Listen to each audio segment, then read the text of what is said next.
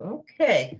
Well, good afternoon and welcome. I am Opal Elliott, and I'm a volunteer community ambassador with AARP here in Northern Virginia. So, for those of you who are not familiar with Northern Virginia, we're just a stone's throw away from the nation's capital in what is affectionately called the DMV, District Management, Maryland and Virginia. So, thank you for joining us today as Tuesday Explorers continues its month-long series highlighting ordinary people making an impact in their communities. You're attending Tuesday Explorer Ordinary People Extraordinary Storytelling with Black independent filmmaker Ada Babineaux. So, for more than 60 years, AARP has been a wise friend and fierce defender, helping individuals to ensure their money, health, and happiness live as long as they do.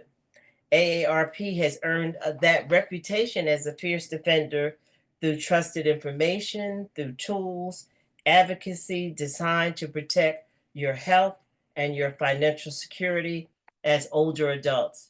And we want to empower you to make sure that you choose how you live and how you age. AARP helps you protect yourself and your loved ones from fraud, from help you get healthy, stay healthy, care for loved ones, make connections, plan a trip, attend a class or presentation like today, and have some fun. So, Tuesday Explorers programs are always available January through April at 3 o'clock, and we hope you take advantage of these opportunities and more. So now it is indeed a pleasure to introduce our guest presenter, Miss Ada Babineaux. I have known Ada since she and my niece were roommates and colleagues, classmates at Howard University many moons ago. They continue a lifelong friendship, and our family has watched her many remarkable achievements throughout the last 25 years. Ada has over 25 years of experience in communication, media, specializing in broadcast production, independent film, and public relations. She is the founder and director of the San Antonio Black Film Festival, established in 2019, and the owner of Jezebel Filmworks, a production service company focused on documentary projects. Ada holds an MA in video film production from American University and a BA in broadcast production from Howard University. Under the Jezebel Filmworks banner, Ada has worked as a freelancer and a consultant for numerous clients while pursuing projects that explore the Black experience. Her docudrama Middle Passage and Roots explores Black hair identity, was featured in Showtime's former Black Filmmaker Showcase. Her 2014 documentary, I Done Been Through the Snakeskin and Come Out Clean, is about her grandparents' legacy and has screened at various film festivals and premiered in select cities.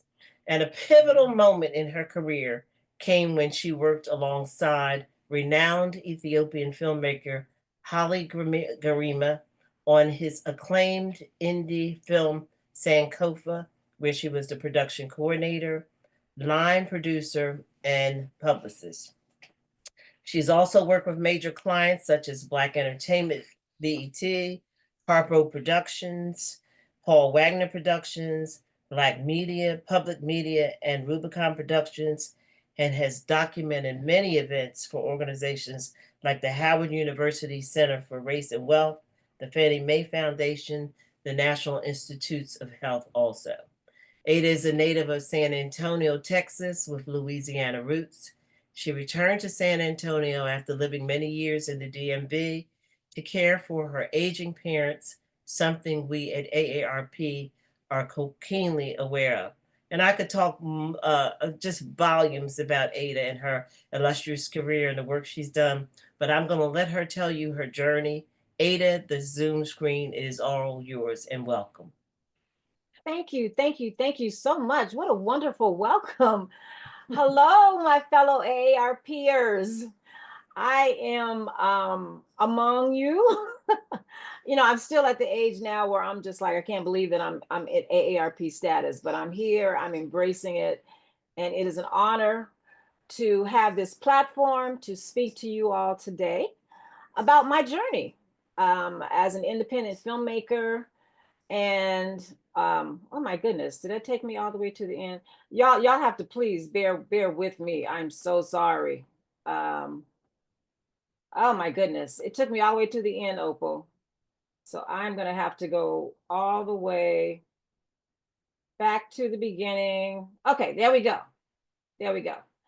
um, about my journey in Black independent filmmaking. And independence is a key word here, you all. I mean, if because independence allows me the ability to create what I can create, what I am impassioned to create, and also impassioned to run in my film festival. So I do want to, just stress that it is important that when you find your passions and your voice, that you have the ability to be independent with it. That you don't have anybody pulling your first string, saying what you can say, what you can't do, what can't, So the independence is a very important, but it comes at a cost. It comes at a cost as well. So we can get into that just in terms of financing and funding and moving forward with your projects when you want to do it. You greenlight your own projects, but it's not like someone has $1 million to give you whenever you want to move forward. You are responsible for all of that. So I want to first get started to give you a little bit of background about me, but I want to first start with my action goals today. And I want to really understand the power of film because it is such a powerful, powerful medium. It is a medium that has subjugated people. It has promoted racism, stereotypes, underrepresentation. It's very influential. A lot of times there's subliminal seduction going on with media, with film, where you don't even know that you're being seduced into believing standards, beauty standards, believing, who you are, your power and all that. So it is a very important medium to understand because you are mixing audio, you're mixing visuals, you're mixing emotions. Only thing you're not mixing is touch in terms of your senses when you talk about film and the power that it has. We want to provide insights into the world of independent filmmaking. I look at independent filmmaking, I compare it to birth, being a mother, being a grandmother. I've been through birth, through the conception of an idea, is through labor pains of bringing it forward, the birthing process, the surrogates when they come together, the people in your crews and put it together, and then putting your child or your film out there. That's like parent rearing because that film, just like your child, will represent you and speak for you long after you're gone. That film is your legacy. I want to also today reinforce a respect and appreciation for film diversity. It's so important to maintain diversity in order to have understanding and a respect for all cultures, all disciplines, all arts. So that is the first thing. There's so much divisiveness going now that I think we need to get to a point of understanding and respect and appreciation to enhance our ability to be humane, to be human on this earth, to exist together. And so one of my themes for this year, and I really put it as a life thing, but is we want to inspire action vision, putting action together with vision, and all that together is activism. And that's one of the things we'll talk about moving forward as well. And then you all gonna get an assignment at the end. You're gonna get an assignment to be empowered to create. And I'll give you that at the end. Okay. So I want to first start with my journey because one's journey is so important. I grew up, this is me, riding my horse. So I'm in Texas, right? My horsey. I used to love that horse. But I grew up here in San Antonio, Texas. and I'm the youngest of five. I am the left brain, left-handed creative person of the family. But I've also developed along my journey, growing up, a love for family, an appreciation for family.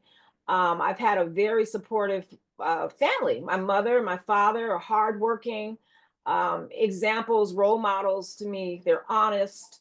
I have Louisiana roots, but we grew up in Texas. So every summer, if y'all can relate to me, AAR peers, we'd be shipped down to grandma and grandpa's house. Not shipped down and left, but we take that trip in that station wagon. My dad at the helm driving. We would take that trip to Louisiana, and those roots in Louisiana were so strong in my journey, in my love and respect for elders, in growing up on a farm, which my started in Louisiana, but my parents both Louisiana ites also had that farm. So all of the tradition, the roots, the cooking, the connection and the importance of family all started with my experiences in Louisiana, and that stays with me on my journey, and it's consistently in my values and my mores, my journey throughout life as I move forward. But that's where it started on my horsey in San Antonio. So I had my mommy and daddy, Romel and Geraldine Babineaux. Again, I was the youngest of five. That's me on my mom's lap. That's actually a passport picture when we were headed to Germany. My father was in the service, so that was our passport picture. But going to Louisiana, I have in the bottom corner my grandparents, Nathan and Savannah. Who knew that that little girl growing up on that horsey would have or get the exposure to have an interest to simply document her family every summer.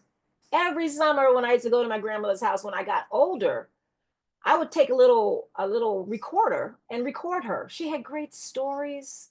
She was comical. She cursed a lot. She cursed a lot, but she was real rooted Louisiana homegrown, strong, resilient woman. My grandfather was quiet, just listened and taking things in. But both of them could cook. Both of them had side gigs with everything. So what I did in my journey when I got to Howard was to make a documentary on my grandparents. And this documentary, this is one of her sayings: I done been through the snakeskin and come out clean. This documentary precedes me. It will live on it has for my daughter, who's now 30 this year, my grandkids, all of them will see and experience Mama Frank, Papa Frank. They will see in the video forever. This is what I'm leaving them, a video. So that is here's a clip from my grandmother, so you can just see a sense of who she is. Let me see. I think to start that. Do I start that? Oh, oh, come on now. It's not supposed to be like that. I'm supposed to. Opal, you gotta let me know when you're seeing something that Ada, I'm seeing your early media influences. You've come off the screen with your grandmother, so I think you need to go back. okay, let me go back. I am so sorry, y'all, trying to maneuver this. Okay.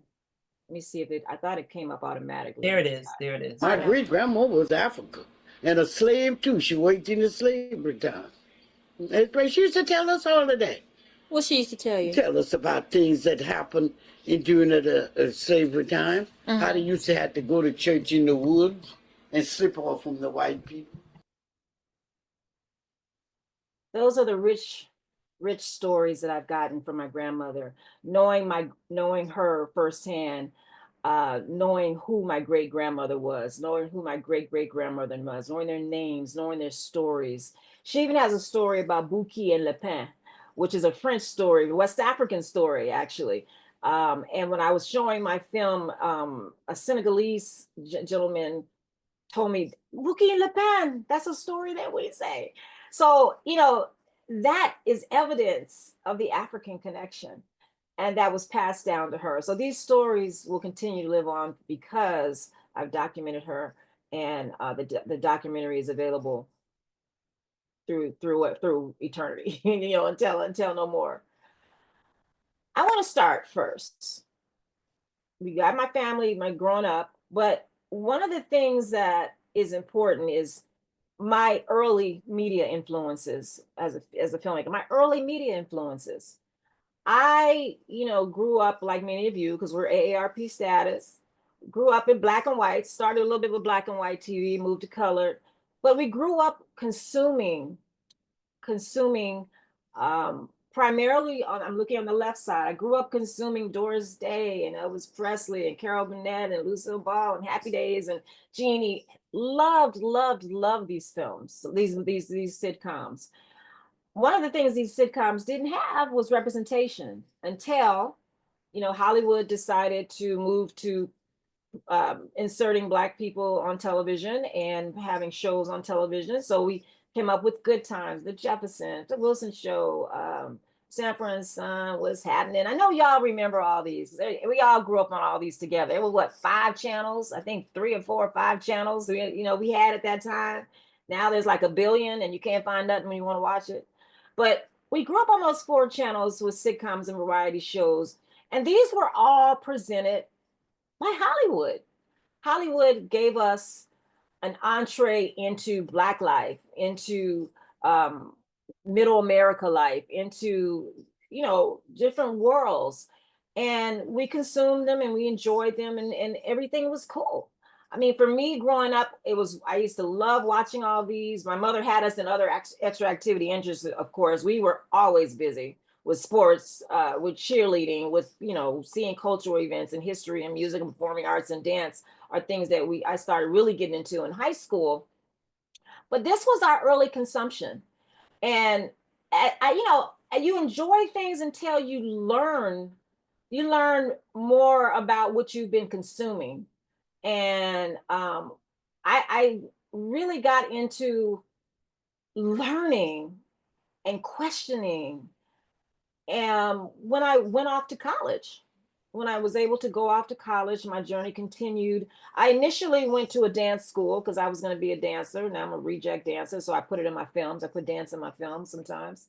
But you learn things that what you were consuming, it makes you question, it makes you see like what, it makes you point things out that you were just, had no knowledge about. So going off to an HBCU, a historically Black college university, you get a shift of consciousness. I grew up in San Antonio, Texas, where I really didn't learn about history, and I never questioned it. You never question what you don't learn, what you don't know. When I was in high school, junior high, whatever, the history I taught because of San Antonio was Hispanic history, Mexican history. And it was, it's the bright side of history. Oh, you go through the Civil War, you go through this, George Washington, first president, da da da da da. And then you peel out the rings of the onion, and you learn, you really learn, oh, George Washington, oh, he's the only white man with Washington, and then everybody else named Washington is Black. What's up with that? You learn, you get a shift, you start questioning. The first film that I saw when I was in college, when I was in African American Studies, which was my minor, was a film called Lost, Stolen, or Betrayed. And it exposed me to history of books, of art, of film, of literature, of everything, just that we were not given. It's not given. And now we're going through a period of it's being recreated now, where our history has been abducted, is being denied. And so it more than it repeats itself. But we have to be very conscious of knowing the history, knowing that what is happening now happened before, happened when we were forbidden to read, when our fingers were chopped off for reading, or when we were killed or hung for reading. We don't know about those histories. And so it's important especially now as retirees, you got grandkids to pass on history as it was, not mistruths, but as it was. History is not beautiful. It is what it is. It's truth. Um, but learning different history that I was not taught, learning different heroines and heroes from a Black perspective, from a perspective where I can see myself. I can see, the Harriet Tubmans or the Sojourner Truths. I can know who they are. I never knew who they were growing up. Never ever came in existence. Knowing about stereotypes, um, knowing that we are underrepresented, stereotypes, one-dimensional characters, superhuman, ignorant, we're coons, we're mammies, we're Jezebels, we're hypersexual, sexual, we're lazy, we're dishonest, we're tricksters. All of those are misrepresentations that film presented to us. Presented to us. Imagine how that affects your psyche, how that affects your identity as a Black person growing up in America. I mean, as James Sullivan said, to be Black and conscious in America is to be in a constant state of rage. It's understandable because once you get, I'm using the word as I use it, woke. Now that word's being bastardized, but once you get woke, once you get conscious, it's not something that you use against other people. You use it to enhance and grow at yourself, expand your identity, expand your world, work on yourself. You know, so one of the things beyond the Lost Soul and Betrayed was learning about different films, being presented different films. Once I got into Black independent, once I got into independent filmmaking, films, knowing the history of Birth of a Nation. That's the first major, and it was called an epic film, 2-hour film, 1915. So much came out of that film. All those stereotypes that I mentioned came out of Birth of a Nation. D.W. Griffith's Birth of a Nation in 1950. It introduced the KKK. It introduced the stereotypes. We've had to constantly challenge the historical accuracy of racist depictions of African Americans that came from this film, and continued on centuries.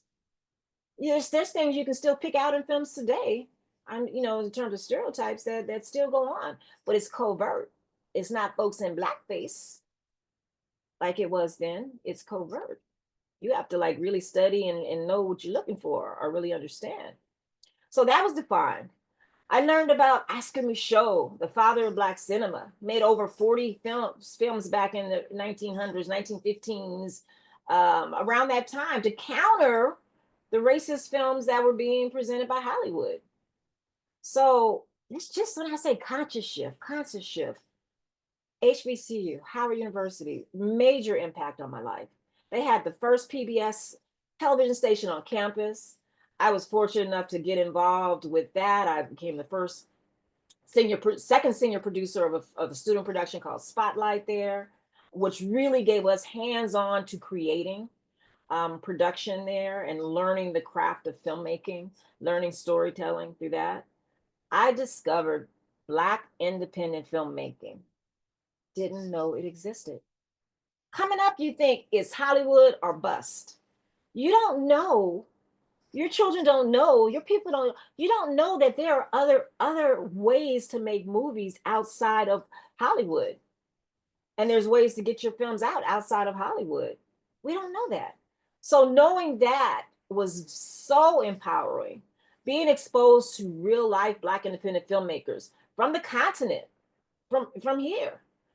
Being exposed to UCLA's LA Rebellion filmmakers, which was a movement in the 1970s, 1976 era where they were countering exploitation films that Hollywood put out and it was making gobs of money off of. They were countering that. They were countering that with films about love, about life, about protest, about activism, about real people from the South, like my grandmother.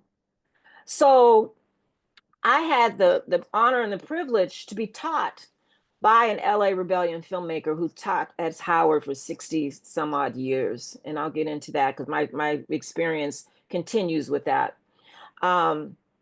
I was learned to write, produce passion-driven projects. That's the first thing I learned in film class. Make something that you're passionate about. You don't want to have the mindset, I'm gonna make this film because it's gonna make me money. I'm gonna make this film because I want to, I want to, get next to this actress or actor, or I want to be important. I want to be whatever. No, make films that you know. Make films that you're passionate about. People that you've seen, people that you've touched, people that you've interacted with. You can write about those characters. You can document those characters, and you care about those characters. They're a very part of you. So make passion-driven products. One of the things that is my tagline for my film festival, and I say all my stuff I do, I unconsciously connects. I don't even know how, but one of the things is San Antonio Black International Film Festival is Black stories, Black images, Black voices, Black subject matter. Continues Black perspectives, Black history, Black culture. I mean, all of that is in there. It's in there, and that's because of my experiences of traveling abroad and my experiences of HBCU, Howard University campus. Career influencers. So just picking up on that initial experience, being with the Film Society at Howard, being with some very progressive students at Howard who are your people. You take them. I have people that I started out with that I'm still in touch with life. I still call my mentor when I have something that I need to talk about. So major influences for me in my broadcast production and television and film major was, of course, WHMM, which is now WHUT, which is Howard University's own Black public television station. It's the only one in the country, maybe the world. I don't know. But it's the only one. And I pray that that continues to exist, because I know at one time they were trying to sell it or whatever. I just hope that continues. But that's where I got my feet wet. The technicians there took me and some other folks, other students under their wings. We learned how to do field shoots. Go how to ask questions, how to the lighting, just the decorum of learning production. And it's a lot. People think they can just jump into production. You got to know a lot to do production.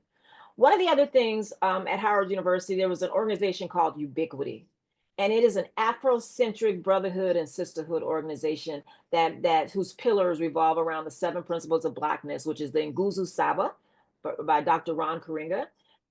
If you know Kwanzaa, that's the 7 principles of Blackness. That's the Nguzo Saba, Umoja, Chugijalia, Ujima, Ujama, which is creativity, purpose, unity, corporate economics. All of those were in this organization, and all of those life principles continue in all that I do. And so that organization was very impactful on me. And fast forward, myself and one of my sisters from the organization, because it's a family group, we started a Ubiquity podcast. And we are revitalizing the principles of what this organization stands for and expanding it and exposing it to the world, because these are some principles every culture needs to go by. So like I said, if you know Kwanzaa, you know the principles. Black entertainment television. Black entertainment television, when I got out of school, I did an intern where I was hired to do one show where we traveled down to Disneyland, and it was a golf tournament show, and it was really cool. I was able to learn more on that production. And then I got hired later. And Black entertainment television, if you're talking about first starting off at Howard, Black University, Black, love, then go on to Black entertainment television. I mean, who could ask for anything more? It is an embraceness of your Blackness to be able to go to a place that produces Black products, that interacts with Black people, that is filled with Black professionals. So that experience at BET was an additional family. And we were in that one little building in little bitty cubicles. Everybody knew everybody's business. Everybody supported each other.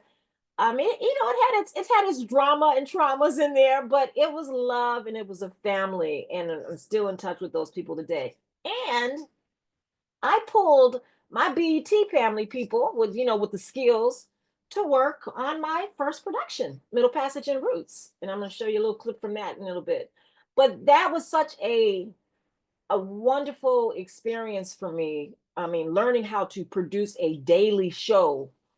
I was a associate producer on Screen Scene with Melvin Lindsay, rest in peace, one of the hosts, and Angela Stribling on that show, and we produced daily content. It's like it was an Entertainment Tonight. It was a Black Entertainment Tonight.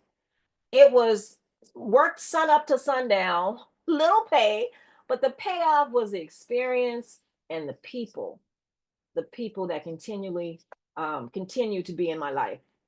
Um, from BET, kind of, I was dabbling, with BET because I ended up being, I'm going to jump over because I'm skipping around, but on the right side is Haile Gerima. And that was one of the LA Rebellion filmmakers. That was one of my professors who's teaching script writing at film. That's the one he said, do something passion driven. Very committed to Black independent filmmaking. Very serious.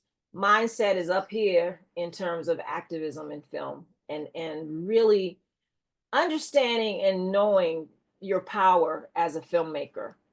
So studying under Haile, I ended up getting an internship for a film that he was working on called Nunu back in the day, and that was about an African woman who was shipped off and stolen and shipped off from Ghana into slavery, and was raped and bore a son. So this was a contrast to what we knew, which was Roots, where it wasn't just, yeah, massa, no massa, whip, whip, whip. It was rebellion and resistance. And this is a film that he wrote, but he studied on it, he researched on it, and he shows the resistance side of slavery. And the movie ended up being Sankofa, named Sankofa. Can I just say that Sankofa experience changed my life, the trajectory of my life. That was a film that he was trying to get done, trying to raise money over the 10 years, trying to raise money, trying to get it made. Because when you're making a film like this, it's not greenlit. It's not greenlit by Hollywood. Especially if you're talking about, the things that are in it. And you can see Sankofa today on Netflix. I highly encourage you to watch Sankofa on Netflix. Ava DuVernay's Ray Now distribution company picked it up and they put it on Netflix a couple of years ago. So the struggles that we went through with Sankofa, and that is, once you make a film, typically you go the film festival route, you show it at film festivals. And this was a big film. Howie's a big name internationally, but it typically goes to a film festival, get picked up by a distributor. The distributor gets it, and they either get it for television, show it on the movie screen, or distribute it within their companies. This film, nobody wanted to touch. Sundance didn't want to touch it. We went to Cannes. We went to Berlin International Film Festival. Nobody wanted to touch it. So the action vision in Haile was I'm gonna distribute it myself. And so that's when we went on a whirlwind of taking this film, one print, mind you, because prints were 35 millimeter at the time and very expensive. And we went with the strategy, hiring Kay Shaw, the mastermind behind it, putting together a marketing plan and a vision for this. We went with that one film from theater to theater to theater on a grassroots level. We hit radio stations, Black radio stations that promoted it. We hit mega big churches that got a buy-in from the preacher that promoted it. This film, Sankofa, was out at the time that Schindler's List was out. Mega Hollywood hit film. Mega, mega, mega, mega, mega. We had our one print, our one four-wall theater, and we were showing film to lines that lined up around the block. No big ads, no advertisement. Church, Black media, Black press. lined up around the block to see our print, our one print film of Sankofa. We organized Q&A sessions with the filmmakers. We had organized, there was school field trips where we talked about the slavery, because it was heavy stuff in here. We talked about it. It was just a life-changing experience. To tells me is, if someone says no to you and you believe in what you're doing, you believe in your product, you do it yourself, no matter what it takes. And so that was the impetus for me. And I didn't say Sankofa was shot in Jamaica and in Ghana, because it takes place on a sugarcane factory in Jamaica. And then in Ghana, we were shooting actually in the dungeons of the fort. I don't call them castles. The fortresses where Africans were put in caves of the fort of the dungeon and shipped off to America. That was the last. It was like the door of no return in Senegal. That was their last time on Africa.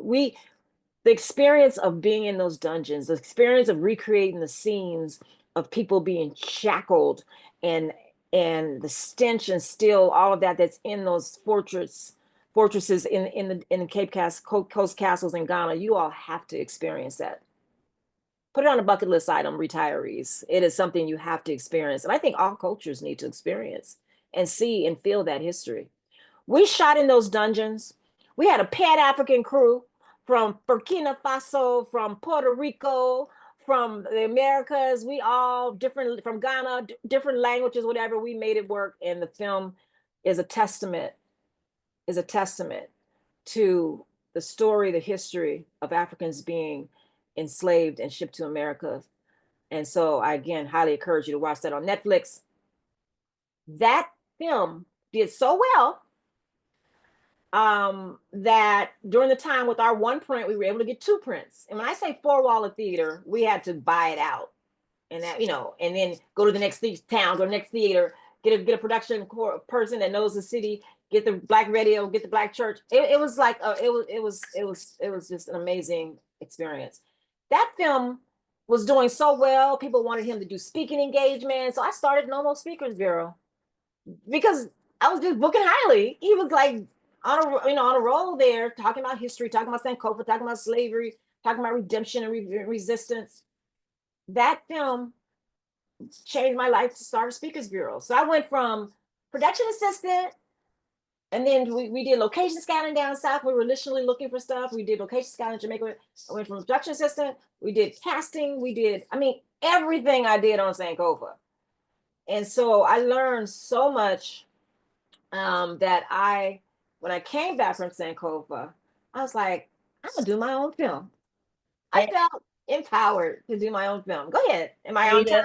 Ada, we are at a little over the halfway mark now, and we have a question. Someone is trying to find currently the Sankofa, and they got a message that it's not currently available to stream in US. Do you know how someone may be able to find Sankofa? Sankofa is available. If you have Netflix, it's on Netflix. It's running on Netflix as we speak. Ava DuVernay's company picked it up about 5 years ago, and it still runs there. I've seen it. It's still there. So they'd have to get it on Netflix, or they can go to sankofa.com, which Haile has a bookstore in Washington, D.C., and they can get it off the website, or they can call the sankofa.com bookstore, 202-234-4755, and request it. All righty, thank you so much. I'll speed it up, because I know I'm rambling. Yeah, we're at 3:42 now. Okay, so this is my film I wanted to show, my first film.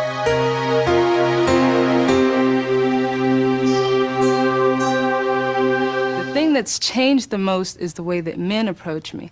When my hair was permed and it was shoulder length, the brothers would be like, yo, shorty, what's up? You look good, what's happening? What's up, shorty? And ever since I cut my hair, it's now like, sister, you look good. Walk on, Lady Africa, my Nubian princess.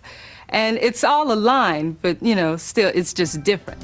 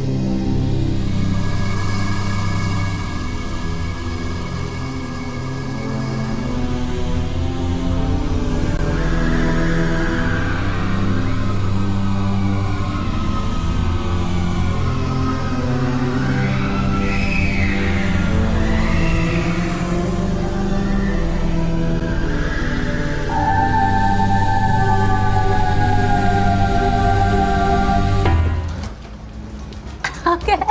Oh, baby, it's perfect. I love it.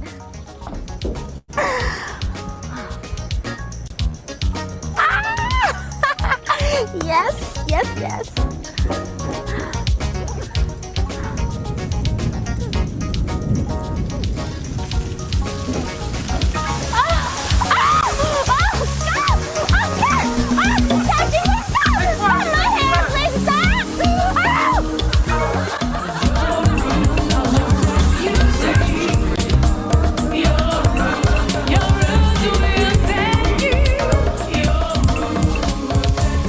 We must find beauty in all the different looks and all the different images that African American women represent and that African women throughout the diaspora represent. We must learn to accept each other, not judge each other because someone wears her hair a certain way, but to accept each other for all of the beauty that we bring to this universe. I love my hair. I love my hair. I just had to show y'all that because that was my first baby. That was my first baby. Delivered that in 1995. I brought, the concept came to me about the middle passage of the hair. Went to, conceived it by writing it and creating it. Had my good friend Celeste Crenshaw like, you need some dancers in there. Got the dancers. Preparation is the development and research part of it. Researching the locations, holding auditions to get people's hair testimonials. Didn't really have a budget, so that meant shooting in 1 or 2 days. So we shot it in 2 days, 1 year, and then I ran out of money and for $5,000, and then shot it a year later. So preparation, preparing it, developing it, speaking to people, getting the crew. Lord, the crew that I had. I want to just praise Marcus Smith, the director of photography, rest his soul, who brought my idea and writings to life. So that they are the surrogates, and the actual birthing of the production is when you bring it to life. Bringing the gappers, the grips, the cinematographers, the costumes, the props, all of those people are so instrumental in bringing your stuff to life when you're talking about a big production. And then post-production is the delivery. That's the editing, putting everything you got together, bringing on the music. All that is the delivery. And then the exhibition and distribution, that's the baby shower. It's the announcement. And that's the showing it to you, the audience. This is a very special project of mine. It will live with me because it is my first. That's like when you have your first children. You know how it is. I'm gonna speed it up so we can have time for Q&A. So all of those experiences bring me to today. I moved back home in 2014 from Washington, D.C. to assist with my elder mother. She was 80 at the time. She is 91 now. Praise God, and doing well, still doing her gardening, still maintaining her Louisiana upbringing at 91, still cooking good food. So anyway, I came back home to San Antonio, Texas, predominantly a Hispanic city that I grew up in. So here I'm coming back with all of those consciousness things that I told you about, all of the being filled with that. And I come here and the film festivals I'm like, on Spike Lee, you remember Spike Lee? When he did Do the Right Thing, how they were like, where the black people on the wall? Where are the black people? Where are black people? I felt that way about the film festival. Where are the black films? Where are the black filmmakers? What's going on here? So being of truth and service, coming from a global university mindset, I started in Sabif. I put together some community folks. We started in 2019. We're in our 7th year now. It's an annual festival. First week in October. So all you AARP retirees, here's a place to come in October. We're a hybrid festival. If you can't come personally, we're online. It's 3 or 4 days each year. It's the premier Black International Film Festival in San Antonio, Texas. And we have hybrid monthly showcases, and we have quarterly meet and greets. Those are some of the things we do. And why do you start it? Why do you start it? You start it because there's a need. When you're an afterthought for somebody else, and you're the primary thought for yourself, and you need to be seen and heard, and your images need to be shared, and your representation needs to. You started because there's a need. There's Black independent film festival, there's German independent film festival, there's Italian, Muslim, activism film festivals, environmental film festivals, gay and lesbian film festivals. There are film festivals because people see a need to be represented, to be uplifted, because the film, as I said, is powerful. So this is where we are. This is who we are. You can check out our website at sabif.tv. We start the film festival for an eternal night. Future prophecy. Start the film festival with an open call. And that's a call to filmmakers that is on a website called Film Freeway. So if you want to start a film festival, you can contact me, but you start with getting everything lined up, and then you put your film festival on open call. People submit their films from all around the world into your film festival. You judge it online. You tally up the scores from your judging period, and then you make a selection of what you're going to program and put in your festival. So that's what we do. Our planning and the concept each year, we change our theme each year. We started off with isms, overcoming isms our first year, overcoming racism, sexism, and we moved from there. We moved to Black Women Film Festival. We moved from HBCU Film Festival. We were able to bring in Felicia Rashad to that in 2023. And we did Health and Wellness Film Festival. And now we are in Activism or Action Vision Film Festival. And those film festival themes primarily are built upon with the people that we award. We're bringing in Haile Gerima. Hello. Talk about history coming forward.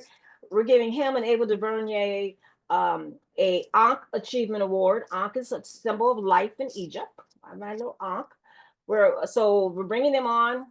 We have film festival screenings all day. We have an Ubuntu Community Award, which is a South African phrase for I am because we are.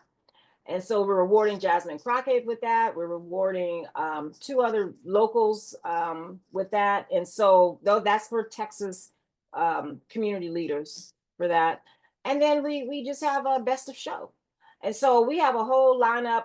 We're going to have all of that on the website. Once open call is done, we will choose select program on the website with trailers and bios and pictures and all that. But that changes and switches gears after in June, because the festival continues until May 19th.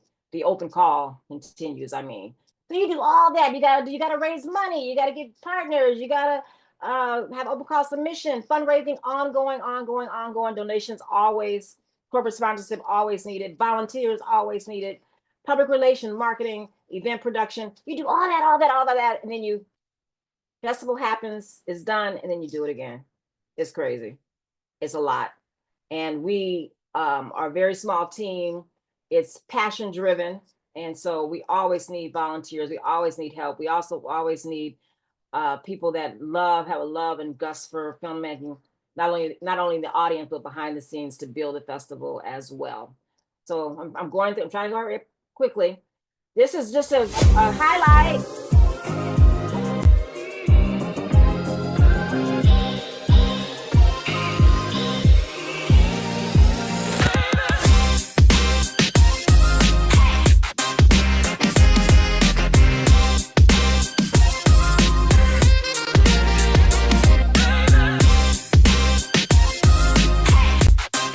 I'm hurrying up because I'm short on time. So I welcome all of you this October, virtually or in San Antonio. All of this will be on our website. Again, when the open call is done, you can check out sabif.tv. And then my assignment to each of you, because nowadays this is power. We don't have 35 millimeter. We don't have 16 millimeter film. We have our phones that have a video camera. I challenge you to go out and interview someone who's important to you in your life, and have that available for your children. You can download it on different platforms. You can save it on different platforms, but it's available for history for life. So that is my challenge to you. Make sure you shoot horizontal, not vertical, because when you're documenting, you want the whole picture. And you know, the editing process may be another part of it, but you can get help on Fiverr, Fiverr.com with editors. There's ways that you can make your own productions. You can save your own, document your own people. That's your legacy. That could be your child's legacy to have that. So that's one. That's an assignment. I hope you all can do it. And the other one is to mark your calendars, October 2nd through the 5th, San Antonio, Texas, or virtually sabif.tv. And with that, I want to say thank you. I'm glad you tuned in to Tuesday Explorers. It was wonderful talking to you. God, an hour goes by fast. I want to thank Opal, Bourbon, Amber, Sultane, and Don Harmon, who worked with me to get on. And I thank you for this invitation and this time. And Questions? it's I'm time open for questions. questions. And we have a couple questions for you. First of all, Okay. thank you, Ada, Thank you. for your presentation. And Ada has posted where you can get more information on the San Antonio Black International Film Festival, and then also her Jezebel Filmworks, her information on that she has also posted. But we I do. do want to say, let me say Go that ahead. the Jezebel Filmworks site has been hacked. So I am working through that now because I'm like, damn, right in the midst of my time to present. But so you can contact me through Instagram or through my email. But go ahead. All righty. So one of the questions was, from what did you enjoy most about going to Howard University? The person said they have learned, they love learning about Black filmmakers and learning how to deconstruct Hollywood images, but they really want to know, what did you enjoy most about going to Howard University? You got time? I don't know if you got time. I would say going out to college, you grow up. That you're on your own. You grow up. But the people that my big sister Karen, bless her heart, I love Karen. That's my 2-year-old big sister, 2 years older than me. Always pulled me into the fold. She went to Howard first. I came after her. But I would say the people, learning about the people. I learned not only about different cultures, because you're with everybody from every part of the world. Black people. So when I first went, it was a cultural shock because I was like, I wasn't used to Black people everywhere. But you're getting the intellectual exchange, you're getting the cultural exchange. I was always at an event. I mean, they would bring in internationally renowned speakers, historians, artists. It was just one of those experiences that not only stays with you, but follows you through life. So I think if that can answer your question, I just think that the experience, being an experience with like-minded people who care about you, care about your education, who care about your advancement. And so all of that combined is really my experience. Okay, so the next question we have, Ada, is, can you share more about your documentary experience in a few minutes? Yeah. Okay. So I kind of gravitated toward documentaries more so than dramas. I mean, and you may go towards narratives, but documentaries to me, I like talking to people. I think everybody's story is relevant. Everybody's voice, everybody's experience has some type of relevance, has some type of humanitarian connection or universal connection where everybody can relate to. So I just gravitated towards documentary as opposed to narrative films where you have to create, you're the god of your film. You have to create the characters, how they behave, what they do, how they act, how they turn out. You have to create all that in every character that you put on the screen. And that's a lot. For me, documentary filmmaking, what I like about it is it unfolds the story for you through people's oral histories that they tell you. And then you have to come up with what to put with the oral. Like if I'm doing a story on a farmer, I gotta make sure that I shoot farm animals, that I shoot crops, in the garden growing, that I have pictures of. You got to match the picture with what they're saying, and that brings it up. And I always try to go at a different, unique angle because documentaries can be very boring. So you always have to strive to be creative and think of something new or different.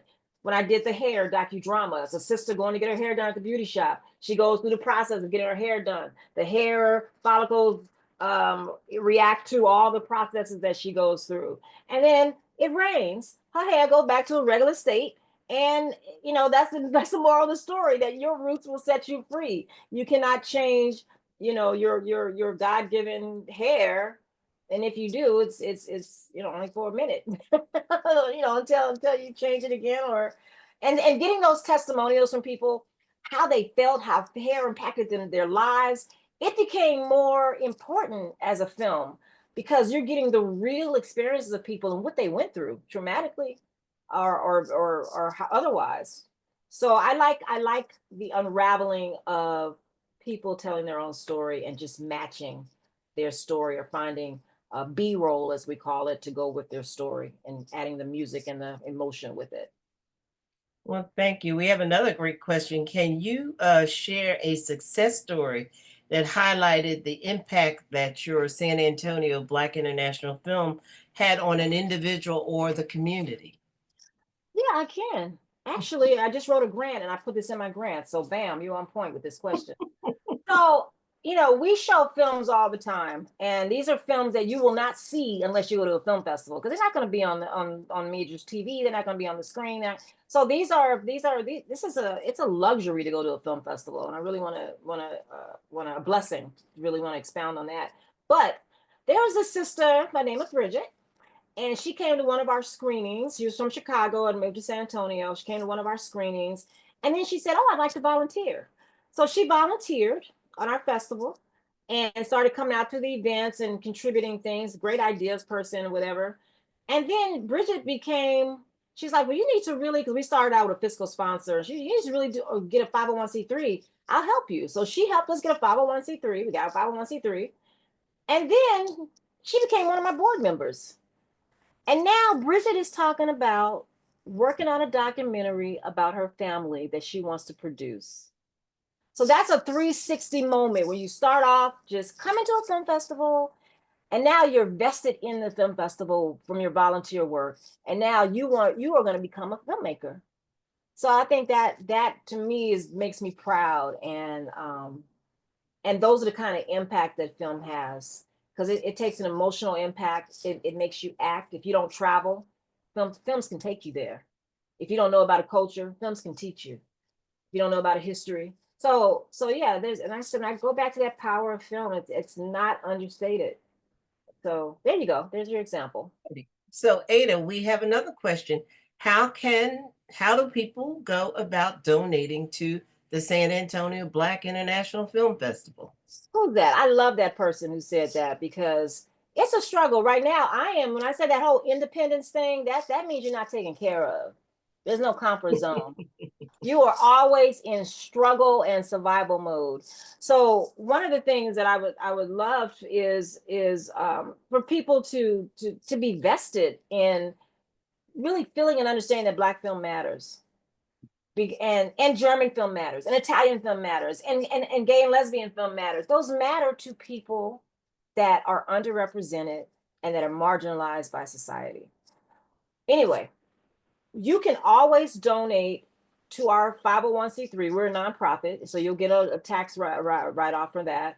But at sabiff.tv, and it's the top of the screen, www.sabiff.tv. There's a donation button you can hit. You will get a letter once you donate, and you become a member, get our newsletters, and just follow us. But I thank you for that, because we're always in need of corporate sponsorship. We're always writing grants. It's a constant struggle. It is not by any, it's easy.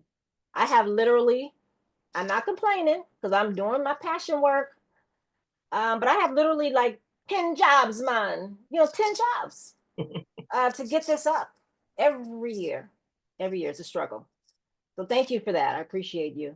All righty. So the last two questions is what advice would you give to someone looking to start a similar film festival initiative in their own community?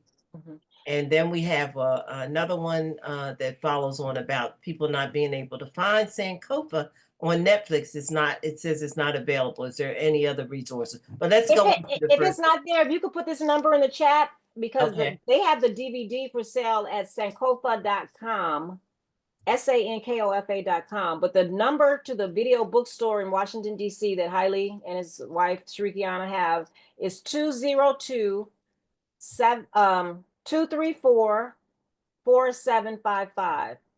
But Sankofa.com, or either call that number. I saw it a couple of weeks ago, so I don't know. Maybe it ran off its distribution time frame. I don't know. But And that's Sankofa Bookstore in DC, right? Yes, right next to Howard on Georgia Avenue. Yeah. All right. What was the other question? I'm sorry. Okay, your other question was, what advice would you give to someone looking to start a similar film festival in their community? Okay, first of all, know that it ain't easy.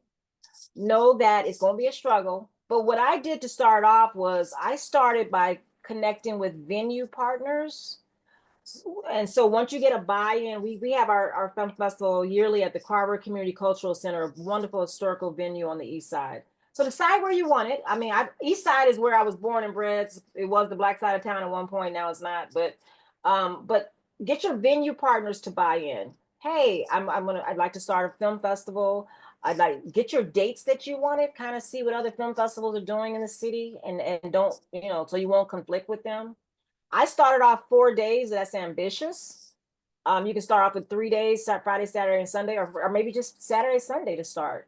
And one day, and when I say a venue partner, that's where you're going to show the film, where they don't charge you. They get put on your flyers and everything, so that you'll have a venue to show it, and they are a partner with you. You don't have to rent it. So yeah, start with the venue partners. To get them to buy in. Once you get the venue partners, you got to, make sure you have the dates that you're going to get, dates and times. You got to make sure that you decide what type of film festival you want. Is it a niche festival? Is it something that is either, the Black or Italian or Muslim, or it could be an activism film festival. It could be an environmental film festival. So decide what you want to do in terms of the niche. Connect with people who have an interest in that niche and try to seek funding from them. Try to seek funding from them, from corporate sponsors, and from grants. We start off with volunteers, and we're still doing volunteers. We need a big A grant that will allow us to pay and get a staff on board. We're in our 7th year, so that's something that's a constant work, trying to get funding so that we can pay myself and others to work, on the level that we need, so that I'm not doing 10 jobs. So get those things in place. And if you need, handheld advice, feel free to contact me at San Antonio, team at sabif.tv. Take that email address down, and I have no problems talking with you, because I commend you for even wanting to do that. We're a 7% Black population in San Antonio, and here I am trying to do a Black International Film Festival. How crazy is that? Wow. But it's a growth process, and I'm staying true to it. So we want to expand that. All righty.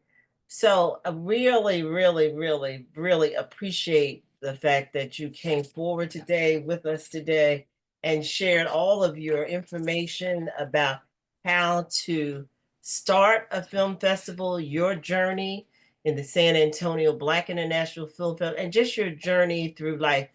Sometimes I marvel now at how you manage it all, Ada. And one of the last questions is, how do you manage your personal life and balance your work with Sabith and your personal life and caring for your aging mother? Because one of the things that AARP is keenly aware of is that caregiving is a huge toll. So just a few minutes on that, and then we have to close up. Okay. First of all, I'm still trying to figure that out. I think part of balance is not thinking about it, just doing it. Like the Nike commercial says, just do it. You don't think about it, you just do it. Being here, with my mother, we're 30 years apart. Being here with her at 91 is a blessing. You